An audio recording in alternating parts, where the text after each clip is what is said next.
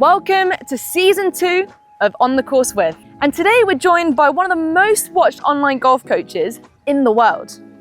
Golf is hard enough and we can always learn a thing or two. And today we're joined by the one and only Maude.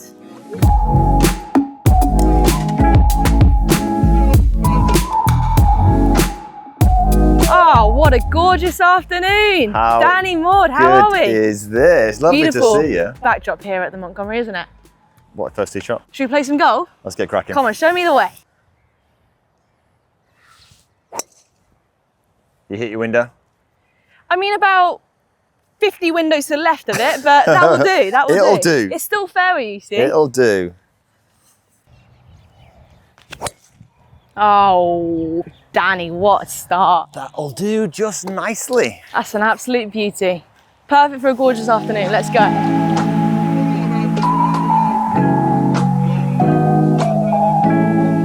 So Danny, golf has pretty much been your life, right? You've been doing this a very long time, but where did it begin for you? Where did it begin? So my parents back in Leeds, we had a family farm, and it surrounded Maude Golf Course.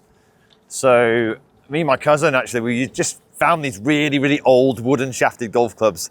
No! I have no idea where they came from. You're not old enough. I don't know, but there were still existing clubs at that stage. I'm not that old, but no one played it. We don't know where the clubs came from. No one played in the family, but we found them, these old bladey style clubs, and all these golf balls from Maude that were going into our fields. So we would just start smacking away, and we would create a hole at one end of the field, and we'd create tees almost doing this. Yeah. And create your little castle. Get a little castle, that was our tee. And that's how we started, yeah, just smacking balls in a field, only with one club. So we didn't have a clue what the numbers were. That's very Seve-esque. It was just weird. We were just so naive. And my cousin was always hitting it further. And I realized in the end, he's hitting 5-iron, I'm hitting 7-iron. But yeah, so that's how it started. I mean, it's amazing how much technology has evolved over the years. Yeah. But you know, I touched on how Seve learnt the game like that with just one club, and it forced him to be creative growing up. Yeah. You know, I guess growing up learning with just the one club, did it force you to get quite creative? And you know, obviously you're a coach now, that's your background. How do you think that kind of sprung up what you do now? I think obviously at the time you don't think anything about it. I think you know, my family didn't have a lot of money, so we couldn't afford necessarily golf equipment. But so we would, like I said, we would when we were in some cow pat or something, you know, we would be chopping it out there. If it's in a hole, we're like digging it out with a 7-iron. So you're kind of working it. You're just working. Working out how to do it. A one-iron shovel. A one-iron shovel, exactly. So it wasn't intentional, but I suppose when you look at how I play now, I love to shape the ball. I love to do stuff with the ball, and I suppose part of that comes from that. Well, it's amazing, you know, what this sport has brought both of us, right? This industry is amazing. But what's kind of been your highlight? Maybe more so as a junior growing up. Do you have any kind of fond memories that's really? I mean, as a junior golfer, you know, I won quite a few junior opens, and so I loved that part of my career. I loved kind of the team element of it. So I loved being part of the team. I was captain of our junior side, and I loved that. I loved the team atmosphere. Yeah. So that was I kind of missed that when I turned pro. Of course. You know, I missed very that. individual, very lonely. Very lonely. But yeah, I love that part of it. Well, it looks like you've nibbed me just by a couple of yards, so nice drive, but me first. Okay, off you go. I've got 126, and I think it's a stiffer breeze than you think. So I think is this like a flighted shot? I'm going to club up and just try and take a little bit off this one.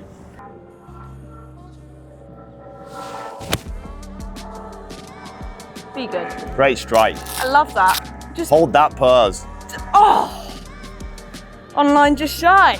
Nice. Really held the finish as if it was going to be an absolute worldie. How far do you have? I have 119. Yeah. Again, winds into us. Needs to flight it a little bit. That sounded beautiful. That was more than special. That was nice. Ah, Danny. That'll do. Please take a bow, that was gorgeous. It's amazing how, as a coach, I mean, there's always room to continuously learn. So just touching on how you got into coaching, Yeah. what's been your philosophy, but also how did you get into that? That's a really good question. So I would say, so once I had like I had a good junior career, but then as I got a bit older, I was, maybe because I was brought up on the farm, my swing wasn't as orthodox. Yeah, if you're hitting cowpat, I mean, exactly maybe right. It was creative, and then unfortunately, I got people, some assistant pros and pros, almost kind of try to really standardize my golf swing. Right, like a textbook. Yeah, and it just ruined it, and they made it really complicated. I had all the coaching from some of what so-called the best coaches, and it was just, I went backwards. Right. So, and I completely lost my way, and when I always wanted to be in the industry, so I fell out of love with the game a little bit, and then bit by bit, I started to enjoy the game again a little bit. But I was on my own. I was doing my own thing, and I swore when I started coaching, I thought, you know what? There's a much better way, and I basically went on a mission to make the game as easy as I possibly could. I just love putting smiles on people's faces. So you always say that, and I've absolutely noticed it in the short period of time of knowing you. I love how involved that you love to get, but I can genuinely see the kind of happiness that it brings you. But as a coach, you're obviously still a student. You're continuing to always learn and develop what you know, right? So what sort of student do you think you are, and how do you implement that to the coach that you are today? Never think you know it all. Yeah. So open-mindedness. Be curious, be open-minded. You know, I really feel I'm still learning. I've still got loads to learn. Spending time with people like Pete Cowan, for instance, is a really, really good example of like, I just feel like here you've got one of the most experienced coaches in the world, part of Team Callaway, and I just feel like I still have so much to learn, and I just want to keep making it simpler and simpler. I'll teach you a thing or two with this chip shot. Okay? Oh, yeah. Go on. Come on. Oh, tidy. Is that gimme range for you, Danny? I'm from Yorkshire. No. Plenty of meat on the bone. I like your style. You can have that one. Solid. There we go. Right, on to hole 2. Good start. Lovely start there, Danny. Pretty solid. I mean, please don't show me up like this. It's a little bit rude. Not possible. Absolutely not possible. It looks like this is a little slight dog leg left to right. Taking the big dog out? Yeah. Please show us the way. You have got the honour. Yeah, beautiful. That'll do. Great drive. I'm gonna have to step on this one now.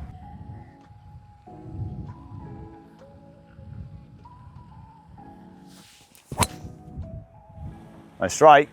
Thank you. I think that's next to you. Yeah. So Danny, you have been in the YouTube industry, YouTube game. It's a business, isn't it? Maybe just shy of a decade now. I bet it feels like time's just flown like that. Yeah, I mean, yeah. I think I started, in fact, I was out in Dubai actually when I first started to release a couple of videos back October 2016. And I didn't think anything of it. I was just, my aim at the day was to simply be self-reliant. So I'd built up a great coaching academy back at home, but I felt as though it was risky just to rely on it. I wanted to kind of, in a sense, be a bit independent and bring people in from an outside. But is it not arguably somewhat risky going into YouTube? Or did you have a full-time job and that was something on the side? Yeah, it's on the side. Okay. Yeah, definitely. So I had a business. I was head pro at Canterbury Golf Club. But funnily enough, I mean, the whole purpose behind this is like the club decided out of the blue to take the whole thing in-house. And I was like, and I only got the message out in Dubai. So it's October 2016. It was like my whole world was like turned upside down on that stage, because I thought I've just built this great academy. I've got all these coaches, and I was like, sorry, all these lessons. I was like, what am I gonna do? Yeah. My twin boys and Ava, they were like 2 years old, and I'm like, I've now no job. Well, YouTube's massive. Yeah. Right now, and people I think actually consume content very differently now to how they did 10 years ago. So did you have anyone showing you the ropes or mentoring you through the process and learning how to become a YouTuber? Not really, no. I think I was very fortunate in the sense that I was late to the game. You know, a lot of people were ahead of me, so I'd had like, you've got the people like Rick and the Me and My Golf guys and what have you, but So they'd already kind of paved the way, but there's a couple of people that was just amazing to start with. So Chris Ryan, who's another YouTuber, another golf coach, just a wonderful guy. And I phoned him up. He took my call. He didn't have to take my call, and gave me some. He gave me some encouragement. Said, "Look, you could really make a business out of this, and you could get some independence." So I was like, "Okay, great." And then Andy from Me and My Golf, another guy, again, they were massive, right? And he took my call, and You're plugging them all now. yeah, exactly. Well, the thing is that they deserve plugging because they're such good guys, and they didn't have to do what they did, and so it really helps to give you that confidence to make a start. But it is so challenging. I think there's a lot of people maybe even watching this wanting to become YouTubers or really treat this as a business for themselves and get into it. But you are the most watched golf coach online. Yeah. How do you stand out? How did you get to the top? Well, I get a lot of people contacting me and asking me what's the magic, what's the trick, what I'm doing, magic trick, and there isn't one, right? So I think where I think I am, my goal is for the person at the other end of the camera to get better at the game, right? That's my only goal. I never did it initially just as a business. It was a case of get a few extra lessons in, that was really it. So the idea of getting hundreds of thousands of views, that was never on my radar, never even thought about it. It was like, this game's complicated, how do I make it simple? How do I help golfers in the best way I possibly can? And that still is my goal today. When I film a video, it's like, I basically share stories from my existing lessons. That's all I'm doing. Yeah. And that's where you get your inspiration for content for all as my well? inspiration, yeah. Exactly. People always say, how do you come up with ideas? I don't. My students bring them to me. They come with, like, they're duffing their chip shots, and you help them stop duffing it. And I go, oh, look, so-and-so's duffing it. This is what he was doing. This is how I cured it. And to this day, this is kind of what I do. And sounds like the viewers, your clients need some commission or something. Possibly, don't say that, bloody hell. Probably, actually. They are my inspiration, and they'll probably continue to be my inspiration. I love the game, I love coaching, and I love helping golfers. Well, you share with us what your coaching philosophy is. Yep. Is it too dissimilar to your YouTubing philosophy? Is there much difference there? In what? How do you mean? In the sense of the way you run your YouTube channel and the way you teach, I guess, on that platform versus maybe your coaches in person, talking about how you come up with the content, inspired by your clients in a sense. How do you run your kind of YouTube philosophy? I think ultimately it's like I see a video like a golf lesson. So if somebody comes to you and they give you a problem, and my job by the end of that video is for you to leave with some simple steps to cure whatever that problem is, and give you the confidence that you can actually go and do it, and not leave with a long list of to-dos what makes it really complicated. And look, I love, I teach in images, sounds, and feelings. So I'll talk about things like, brush the ground, but I'll almost like imagine a sweeping brush, and it's just sweeping the ground. Anything that, in a sense, tries to make the game as simple as I can with just simple metaphors. Yeah, I've tried to teach some friends and family and give them a few tips here and there, and I end up giving them like 10 swing thoughts, and they end up getting worse. So the swing's like a second and a half, isn't it? They just can't think of those things. It's probably why you're a coach and I'm not. Right, let's see what we got here. 155. 155. Okay, I like that.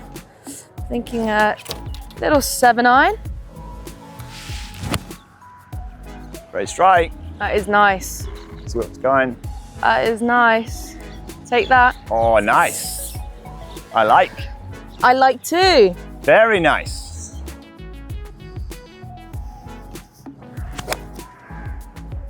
Beautiful flight on that. Come back a bit. Yeah, really nice. Solid. Great shot. Thank you very much. So Danny, I'm sure there'll be plenty of people watching this, and maybe a young audience, maybe wanting to become YouTubers or golf YouTubers themselves. Yeah. If you could give anyone any sort of advice, what would it be? Because I know, I called you before New Year's and asked for help because I was thinking about getting into YouTube, but it really is a full-time thing, and you need to dedicate so much time in making it work. Do you know what it reminds me of? So you've got to love it. You have to love helping people. Because if you think about it, it depends what I'm in the coaching business, right? So my job is to help a golfer get better. Now I have to love that first and foremost, because you're going to do it every single week of your life. If you don't love it and and you're just doing it like to build a business, you'll never do it. It's a little bit like, you know, trying to learn to play golf, right? And you just happen to be fairly talented and someone's forcing you to practice, right? Eventually you'll quit because it's just, you know, just not interested. Yeah. And I feel like you have to really want to help people because it's a challenge, you know, when somebody's in front of you, you're kind of you'll try something and it won't quite work. So you have to come up with loads of different angles and you have to be like just working so hard for them. And if you don't have them as your main goal, you're just doing it for money.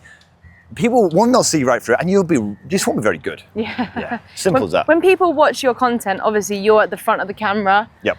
Fronting the whole content pieces, but there's no I in team. It's more than a one-man band, right? Yes. So I guess who does back you? Because it's not as big as people may think, because you've got millions of hours watched online, haven't you? Well, I think the reality is so when it started, we got to 500,000 followers with just me and my wife. Wow. So it was just, you know, I remember the first few videos, it was like a single camera and you'd see me trundling on, right? And then the idea of like a video was like cut the front end and cut the back end and publish. Sure. And we then started to bring in 2 cameras and then I had to work out all the editing myself. My wife did all the admin, she was amazing. And then recently we brought on Leah, who's just been fantastic. He's brought the images that I wanted and I couldn't do because I'm not an editor. Yeah. He brought them to life. Things like the swing circle and showing people. I love things like that. So engaging. Yeah, so you could almost switch me off sometimes and just look at the images and learn the game. And he's been able to bring those to life, which has been fantastic. That is helpful. Yeah. Oh wow, somebody is closer. You to go first, Danny. All right, calm down.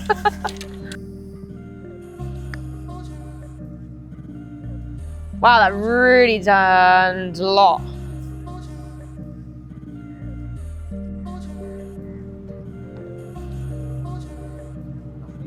Oh, unlucky. I thought it was going to be left to right.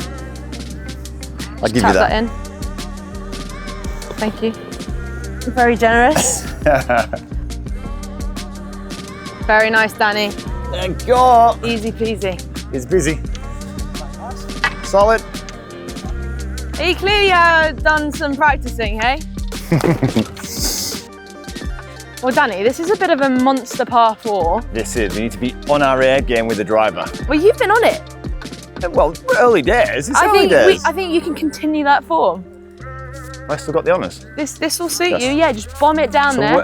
Is this like a little dog leg? Just shy of 500 yards, par 4. Right.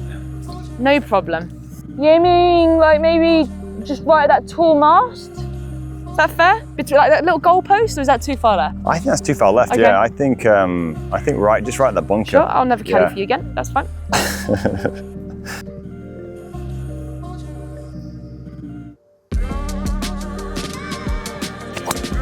Oh my goodness me, I love that. I'll do. Forget the tee. That was just cool. Look at that. It landed exactly where you said. Well, this fitting with the driver has been pretty good. Lovely. Get past Danny. Go. Chase. That's going to hit the cat path. Go. Run. Oh. It's gone from 20 yards behind you to about 10, I'd say. There you go, you see. Really stepped on that one. I saw your video with Xander, by the way. So cool. Casual flex, 2-time major champ in 1 year. Anyway, how incredible was that experience, being part of Team Callaway? It's a real privilege to spend time with him and in a really relaxed environment. So he was such a nice guy and really, really open. I've had quite a few kind of those experiences with, Team Callaway, and this is one of the beauties of what I do. I'm so lucky to be working with them and having just so many opportunities. Yeah, but he's always been a good golfer, yes. An amazing golfer. Yep. But he's gone from good to great as one of the world's best. Yes. How do you think he's done that? So he told me actually 2 things I think he did. I mean, bear in mind, he's been knocking on the door for quite a while. Absolutely. So he changed coaches. So he went to Chris Como and he had a new fitness coach. So he got stronger in his legs. He felt that's really, really helped him gain some extra yardages. And I think just a few tweaks to his swing with Chris, and I think that's made a massive difference. Yeah, you spent a lot of time with some of the world's best. Yes. Is there a common theme with how they all join? Simple. They just keep it simple. Sure. I mean, I spent time with, as while we were there, I spent time with, you know, Xander and Gino. And what you notice with all of them is like amateur golfers seem to complicate the game. They think of all these, you know, all these things. And if you actually listen to the way they perform, they just keep it incredibly simple. I mean, you know, if you start talking to them about the swing and stuff, they're like, no, it's way too much. So as an amateur golfer, maybe just stick to one thing at a time and keep it simple. And actually, and persist with Golf's it. still hard. Yeah, and persist with it. If it doesn't quite work, don't kind of like just give in. Yeah. You know, persist with it, and that's kind of like what they do. That's the thing with the world's best as well. I just don't feel you ever come across someone who's constantly chopping and changing. No way. And when you do come across someone, they're changing their equipment and, you know, every single week, you know they're struggling. Instead, the very best seem to stick with the formula. Yeah. And like you said, they just kind of persist and stay with, and that's why they're so good. And and you know what? They are really relaxed. I mean, one of the things I'm a great advocate of is keeping soft arms, really relaxed, keeping it flowing, and they do that over and over again. Yeah. You know, whereas amateurs kind of stiff, control. But so much of that surely is part of the psychology as well, right? Because it's only, so someone said to me, I think coaches on tour to a degree maybe have a reputation of spending a lot of time with their players, and come tournament week, they're flying back home. Not all of them, but just generalizing here. But then if you never watch them play under the kind of the pressure and the tournament gun, you won't really see their tendencies and their weaknesses. So. Well, I know. We did some walk and talks with them, and I did some walk and talks with Gino, for instance, and they were all the same, by the way, with this. So they basically had one agreement with all of them, which was when it's time to play, any form of excessive swing thoughts, they know they are literally gone. Yeah. So they would get into the routine. I'm saying to them, like, so what are you thinking about? And they're like, okay, see the target, get to my golf ball, look at target, and go. And I'm like, there's no kind of swing thoughts. No, my God, no. If I have swing thoughts, I'll just hit it everywhere. So what they do is they develop their techniques on the range in practice so that they can build that confidence, and then they take that. And that muscle memory. Course, yeah. It just shows how important routine is, right? Yeah, 100%. So it's almost like now I've approached this area, this zone. Yeah. Now you can pipe down and back off, and it's time to go. Striped it. Oh, I love it. Striped it. Just be the Striped number. it. Oh, Inci! Oh. This could be expensive. Oh, that was amazing. Well, we're playing the Montgomerie. I mean, do you have the Monty swing, the Monty fade with you? It's funny you should say that. Yeah. So my coach, original coach for all my junior career was Bill Ferguson, who coached Colin Montgomerie for 7 of his Order of Merit championships. Well, there you go. championships. Let's get those. So we've got. Should we have this like the Monty fade? Yes. Come on, let's see it. Monty fade. Oh, gorgeous. Really nice. There's a fade. I think that's it closer. I mean, what? Look at that back. Oh, look at that razzle dazzle you got on it. It's the Monty fade. Come on. Well done. Well, it's the start of the year. Yep. And we still have a lot of 25 to go. Yep. What are you most looking forward to? What are your future plans looking like? So, look, I love what I do. So I don't get too far ahead. You know, I love spending time with my family. So what I'm doing now is brilliant. I want to play a little bit more. The kids are getting a little bit older, and I want to start to compete a little bit. So, yeah. So I want to do a few little tournaments. Should be great to get back into that. And you know, I work obviously like yourself with Callaway, and you know, we've got so many. We can't divulge it yet, but we've got so many cool plans. Oh, I see what you've done there. Just stay tuned and all that. Yeah, well, it's exciting, right? So I can't divulge too much more. No, it's amazing. I mean, but in terms of like YouTube and stuff, you know, more collaborations with coaches. You know, there's some brilliant coaches around the world, so I want to spend some time with those guys and bring them onto the channel and sharing kind of their knowledge. We're working with some of the best players in the world. So Danny, dream collab, who is it? Dream collab. That's a good question. So look, I've become quite good friends with Graham Walker. Just a wonderful, wonderful coach.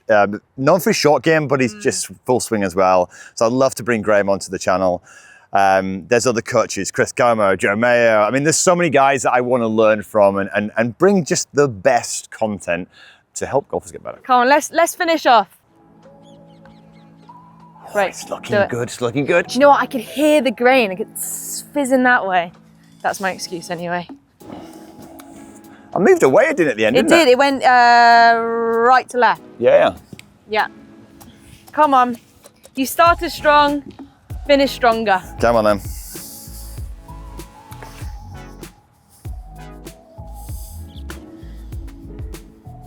Oh, Danny, what a putt. An absolute pleasure. I enjoyed that. Thank you so much. Thank you for sharing some of your secrets, not all of them. But I think we're running out of daylight. We are. Let's Should get we go back. grab a drink or something? I love it. Look at Come that. Look at that. Gorgeous. Backdrop. What is your 19th hole go-to drink? Oh, Does it vary? Like, I think for Yeah. me it varies depending on which country you're in. Oh, interesting. Yeah. So, weather. Yeah. It's hot. Mhm. Like an orange lemonade. Okay. Yeah. Not But okay. Alcoholic version. well.